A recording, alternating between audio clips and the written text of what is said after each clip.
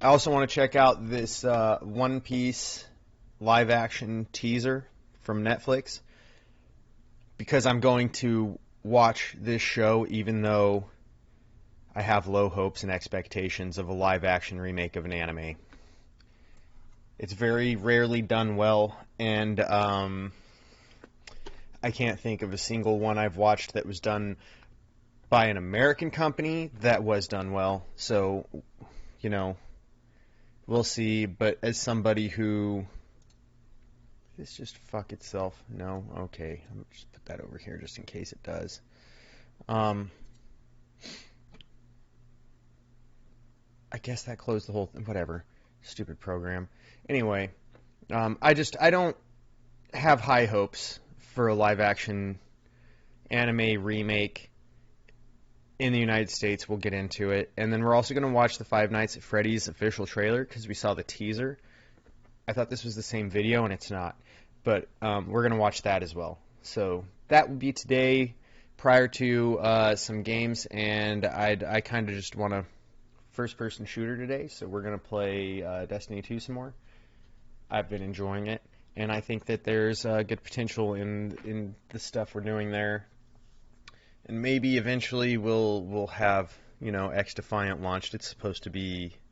I think it's supposed to be within the next month, like by the end of July, if I'm not mistaken. But X Defiant was really fun, and we'll play that one more, too, when that one's live. So, let's jump into it, shall we?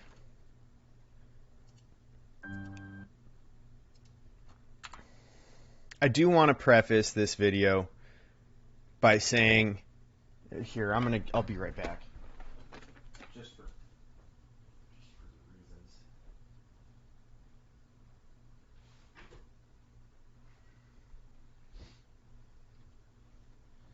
So, I'm going to talk about this entire show as somebody who watches the anime subtitles, obviously, because the dubbed version of the show is like 2 years behind the subbed version of the show, and we don't really know why, but the dubbed version of it stopped production for like 2 years, although it seems like what happens is that they transferred who's in charge of the sub version, but or the dubbed version rather, but we've never really gotten a reasoning to why this took place, why there was like a 2-year gap there.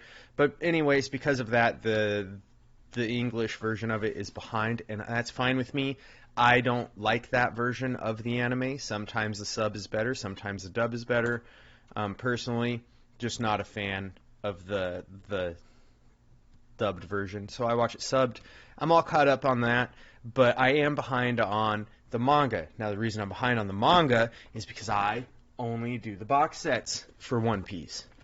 So somebody who is caught up as much as they can be with the manga the way that I'm buying it, obviously, so I'm behind. But this show isn't going to surpass where the manga is, regardless. It doesn't matter. Like, where I'm at in the manga is well beyond where this is going to get to in one season, but I plan to watch this and discuss it, so... For those of you who are fans or who are curious about the show, if it's worth watching, you don't want to jump into something new maybe. Maybe you've been curious about the anime or the manga and you're kind of considering checking it out. Maybe this is the way to go, and maybe not, but I will discuss it as the show releases. I'm going to probably binge watch the whole thing in like a day or two. Just depends on when I'm able to sit down and start watching it. But we're going to discuss this show as it's released. So, there's that.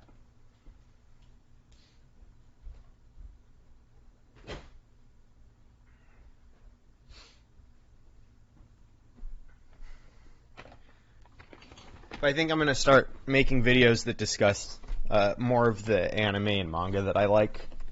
So, I think this is just where we're going to start with it.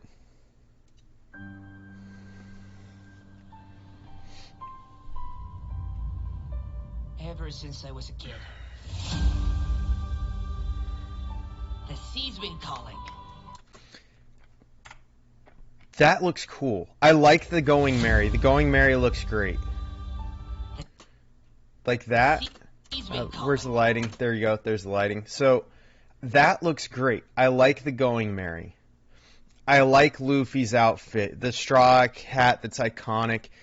Like the casting for the show, I will say, because I've flipped through like pictures and photographs of the casting, I will say it looks like the casting was done very well.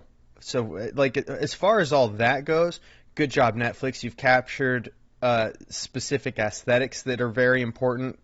The Going Merry is key, obviously. Fans have a very big, like, there's a certain amount of attachment to this ship, and for good reason.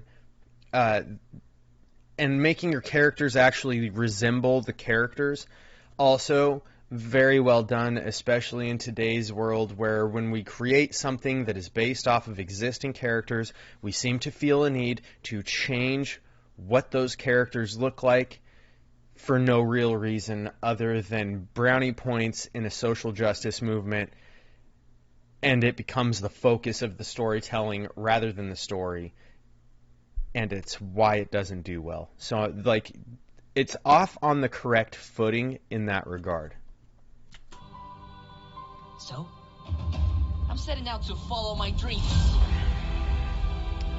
The I'm gonna Barati. be king of the pirates. All I need Oh is a yeah, loyal there's the with Zoro. crew. And I think together we'd make a pretty good team.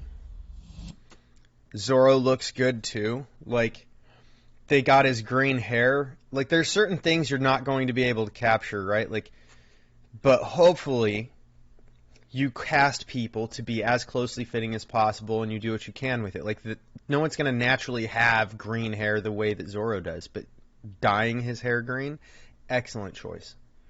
They didn't do his eyebrows as well, but that's fine.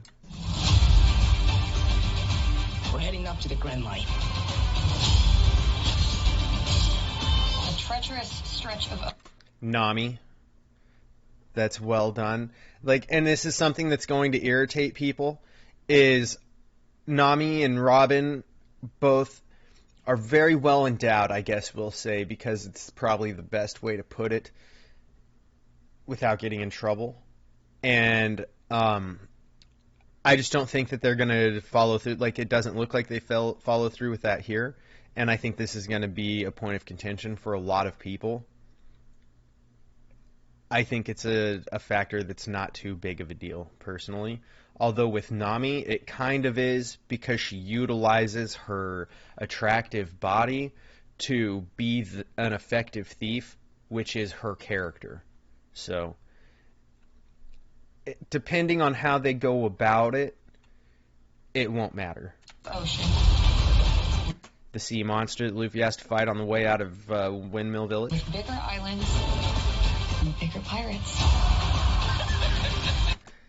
That is probably the With best. bigger islands and bigger pirates. Elvira. Buggy the Clown is probably the best adaptation of a character that you think is going to be very hard to do that exists within this trailer, or teaser rather, right there. That is very, very well executed. Careful with that. I don't work for you. I'm sensing a little bit of tension amongst the crew. Not a the crew. We haven't Usopp. sailed together for very long. Usopp looks But good. and I know we've got each other's backs. Sanji looks good. So, I'll throw this out there as well. It looks like the first season is going to reach the point where they go to Reverse Mountain, right? Because this is where they all come together as a unified crew and are headed to Reverse Mountain and to enter the Grand Line and truly begin their journey for the One Piece.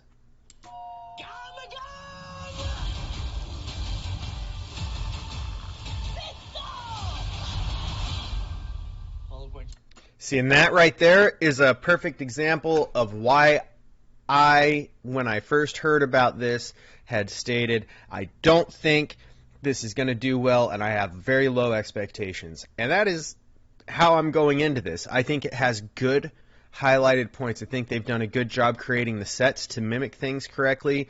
Like the fort that Zoro is being held in when Luffy finds him, that looks very accurate. The Going Merry looks very accurate. The casting, very well done.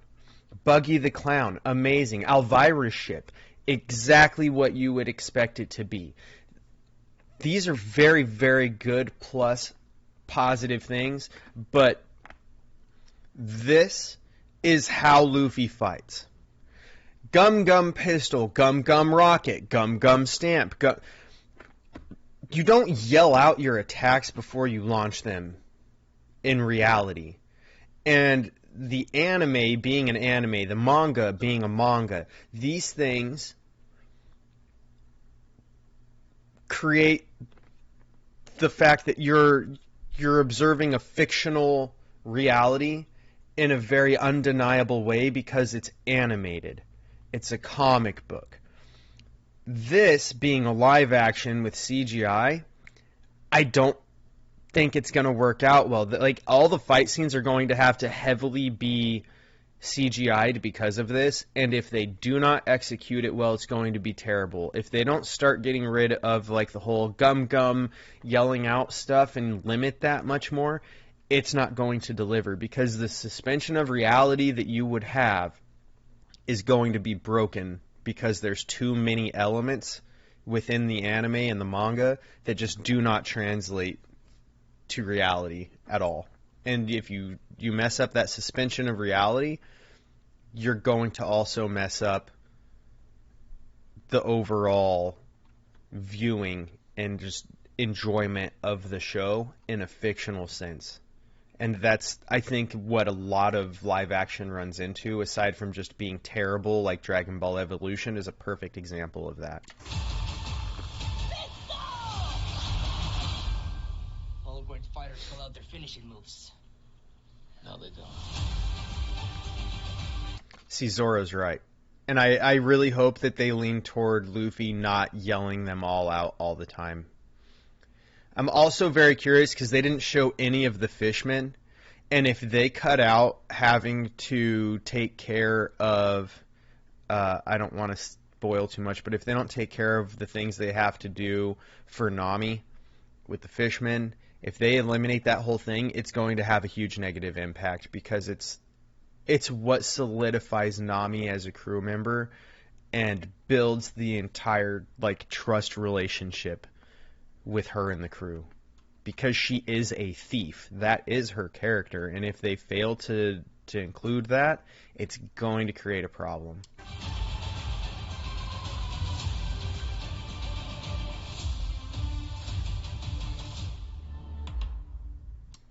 But yeah, like I said, it looks like they've done a good job in a lot of ways. It looks like there's good potential for it. I just won't be shocked if it falls flat. But I will watch it, and I will review it. Uh-oh. Headset died just a second here. All right. So I will review it. I will discuss it. We'll talk about it on the stream. If not on the stream, there will at least be videos. It'll be one or the other. But I will have content discussing this Netflix remake. Let's just see if they added anything extra. No, nothing. Okay. I do like the trailer, though. It is promising as a trailer. I also want to check something out, because I'm sure people are going to say, oh, well, you just don't like live-action remakes. You think that they're all bad, blah, blah, blah, blah, whatever, right? I have to specify. This is so Rurouni Kenshin is easily one of my favorite animes of all time. And I loved the live actions. My only complaint is that they did entire seasons in one film, and to fit an entire season, like a whole arc, there's 3 arcs to Rurouni Kenshin. And to fit a full arc of Rurouni Kenshin into a movie, so into an hour, hour and a half of film, maybe 2 hours of film, it's not enough. Right? Like, it's just, there's too much that gets left out because you have to fit into these constraints with editing. But this was Rurouni Kenshin. This is him animated. Right? Like, it's so well done. They did such a good job with this movie. I actually went and watched these in movie theaters, and over here, or where I was at anyways, in Colorado at the time, they only had these movies in the movie theater for a weekend. It didn't go in on Monday, it went out on Friday, and it was gone on Sunday. Like, it was not there all weekend long. It was, you had Friday and Saturday to watch this movie. I went and watched them, all three of them. I bought all three of them. I own all three of them. I think they're fantastic. These are very, very well done live actions. Like I said, these are movies, not series. I expect more from a series because they're able to actually properly go through it and give it the attention that it needs to have to be done right. So I have high hopes, but my expectations are low.